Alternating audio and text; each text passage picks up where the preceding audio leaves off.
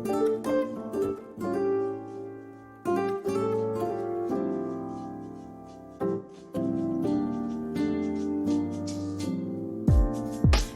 casually keep diving into concrete.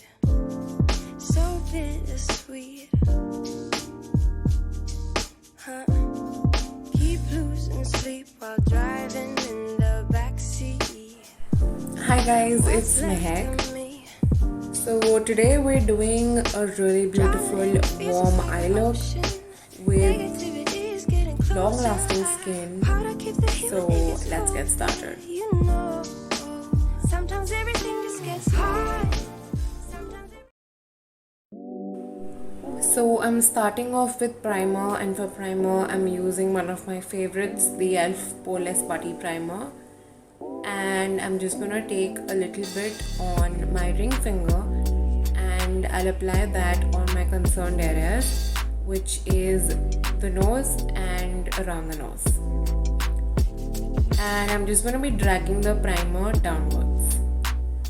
Next for foundation, I'll be using the Maybelline Fit Me foundation, and with the help of a makeup plate, because this foundation doesn't come with a pump, which is very sad, I'm just going to be taking a little bit on the plate. And today, for the first time in a long time, I'll be using a beauty sponge. So I'm just going to be taking the foundation directly from the sponge onto my skin, and I'll pat that in my skin.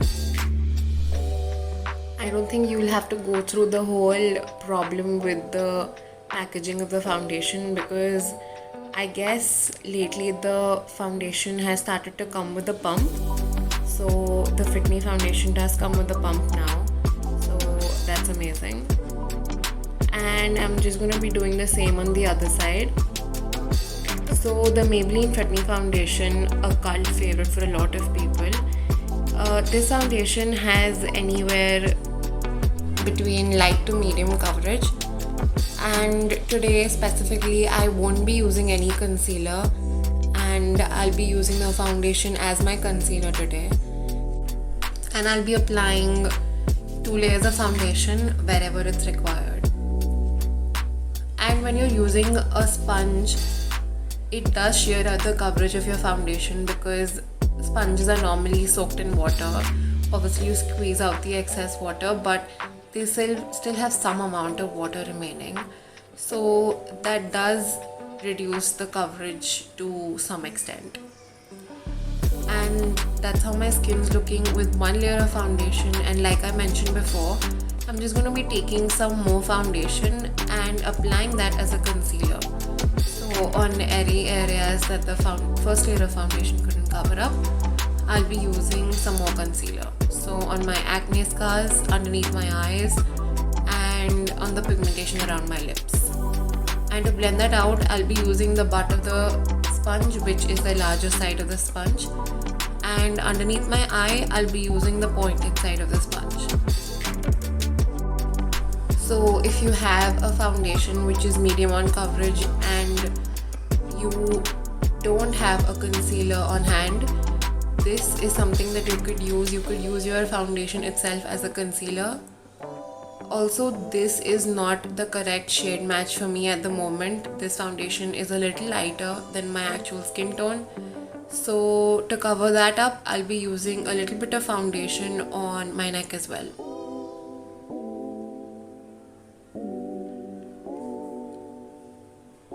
And once I'm done with that, I'll be using the L'Oreal Infallible Pro Matte Compact, and with the help of my sponge itself, I'll be applying that. So over here what I'm doing is I've taken the powder on one side, and from the side that doesn't have the powder, I'll be blending underneath my eye and setting that with the side that has some powder. What this trick does is it's essentially like baking, but it's lighter than baking because you're using a light layer of compact powder, but you're applying it directly underneath your eye, so all the moisture that's there from the foundation or the concealer will be absorbed by the powder. And I'm doing the same on the other eye, nose, on my forehead and on my chin.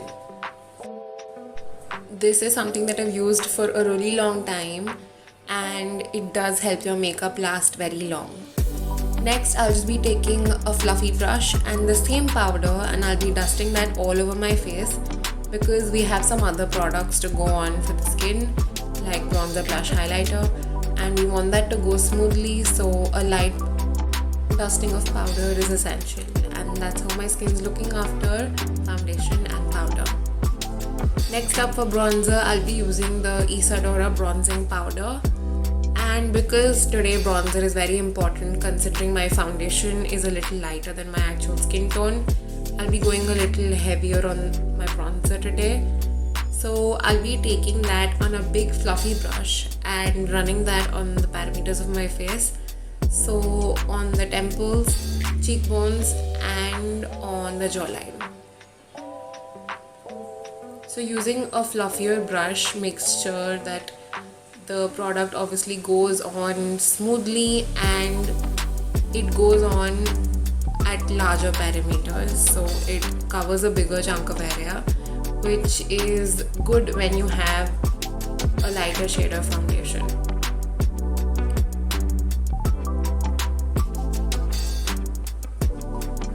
Once I'm done with bronzing, I'll be moving on to the next step, which is blush. I'll be using the Maybelline Master Contour Palette. I know contour palette, but no, I'll be using the blush from the same palette. So this blush is on the pinkier side, but it has some really beautiful golden reflexes and it looks very pretty when it hits the light. It just looks like you're all glowing from within when you have the highlighter and a little bit of glow from the blush as well. So I'll be applying that on my cheeks and a little bit on my nose as well. I completely forgot to use some bronzer on my nose, so I'm going to be using the same bronzer from earlier, and with the help of a small eyeshadow brush, I'll be drawing two lines parallel to each other down the bridge of my nose, and I'm going to draw the lines as close as possible. And then with the help of the same sponge, I'll be blending that out. Contouring or bronzing your nose can be a little tricky, so if you're new to this, you can totally skip this step. For highlighter, I'll be using the Lakme Absolute Moonlit highlighter, and this highlighter has two tones, a more bronzy toned and a more white goldeny color. And with the help of a big brush, I'll be applying the highlighter today. And I'm using a big brush today because this highlighter is not at all the blinding highlighter, but it's more so like a subtle glow.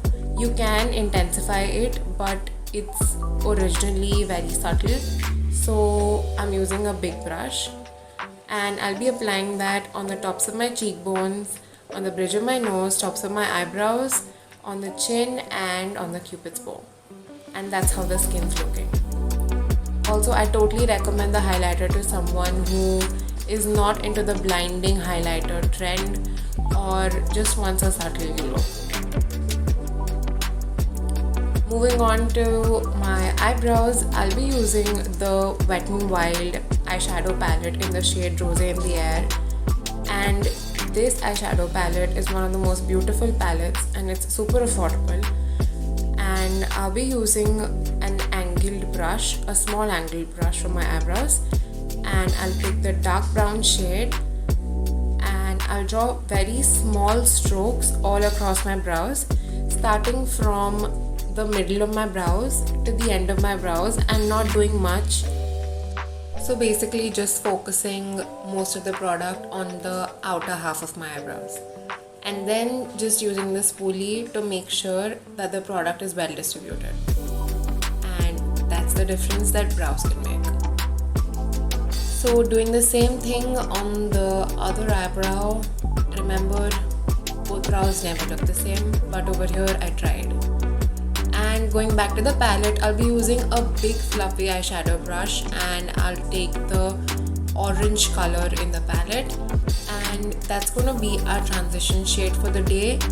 I'm just going to be applying that all over my crease, and you can be a little rough with this eyeshadow because it doesn't matter how far you take it. but make sure that you're tapping the brush after you tap it in the eyeshadow, because wet and wild eyeshadows can be a little powdery and they are very much pigmented. So next I'll be taking a blending brush and I'll just blend the shadow up till my brow. I'll take a smaller brush and I'll take the more burnt orange color. The shade is a little darker than the previous color, and again make sure that you're tapping the brush so that you get rid of all the excess eyeshadows, because you don't want any fallout on the skin that we just worked on. I'll be applying this on the outer V of the eye, and I'll take this in till my inner corners, so all the way in the crease as well.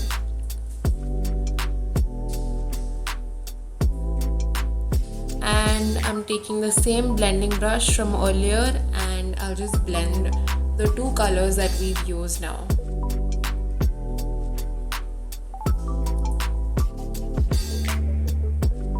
Next, I'll be using a very small blending brush. So this brush is key, and I'll be taking the darkest brown in the palette, and make sure you're tapping the brush and very carefully applying this on the outer V again and in the crease. But because the brush is so small, it disperses the product very minutely. Again, it's just because of the size of the brush. So yeah, and then I'll be taking the two orange shades from earlier and I'll blend the brown that we just applied with the two orange shades. So blending is key, because what we're looking for is a beautiful transition amongst the three colors that we've used. So the orange, the burnt orange and the brown. If you're a beginner and if you're just starting off with makeup, this eyeshadow palette is something that you could go for, because it has the warm tones that everyone's loving these days. And that's how our crease and all of our matte eyeshadows is looking. Now that we're done working on the crease, let's move on to the lid, and for that I'll be taking the foundation from earlier on a small flat brush, and what I'm going to do is apply very little bit of foundation on my eyelid, and we're not doing a cut crease over here, so you don't have to be precise with this at all. And I'll just blend the foundation out with my ring finger. This is just to give a canvas for the golden eyeshadow that we'll be using later on. You don't have to be precise with this, because we'll apply the golden eyeshadow on top of this foundation. I'll be taking another flat brush and I'll pick up the golden eyeshadow from the palette. I'll just hit that with a little bit of mist, just so that all the shimmer is at its maximum brightness. And I'll just apply that on the foundation that we just placed on our lid. So what the foundation does is that it gives a base for the next eyeshadow, and which is what leads to a more amplified shimmer shade. And finally, I'll just be blending out the lid shade with the crease. For my eyeliner, I'll be using the Lakme Insta Liner, and I am drawing a normal winged eyeliner. I'll have a video coming up very soon on how you can ace your winged eyeliner and how to achieve the perfect winged eyeliner. But over here, all that I'm doing is drawing just a basic liner. For my inner corners, I'll be taking the same golden eyeshadow that we used on the lid. With the help of a pencil brush, I'll be applying that directly on my inner corners, just so that the eyeshadow and my eyes in general look opened up. For my lower lash line, I'll be taking a smaller, fluffier brush, and I'll take all the three matte eyeshadows on my lower lash line. For mascara, using the Maybelline Falsies Push Up Drama Mascara, and the wand on this is pretty lean, but it does an amazing job. So just giving my lashes a generous coat of mascara. Again, I'm a big fan of this mascara. It just does a very beautiful job with lengthening and volumizing your lashes, but don't go overboard with this mascara because your lashes can look like spider lashes, and that's not the look I'm going for over here. And doing the same on the other eye. And that's the final eye look completed. We've worked with some beautiful warm tones in the crease, browns, oranges, and golden on the lid. Very classic, never going out of style. And obviously a winged eyeliner and a good coat of mascara to amplify the lashes.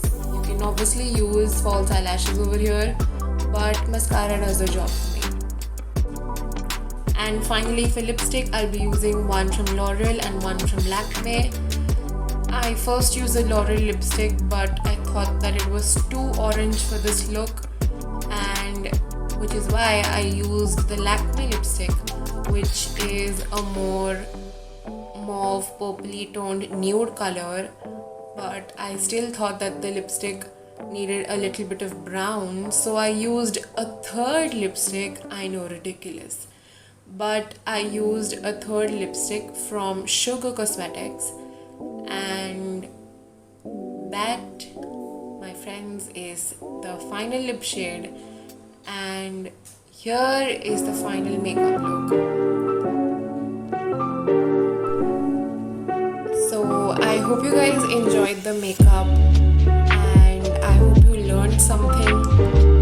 This look is a very classic look, and you can literally wear this with any outfit, Indian or Western. So try this out, it's very universal. You can pair it up with any lip shade, whatever your heart desires.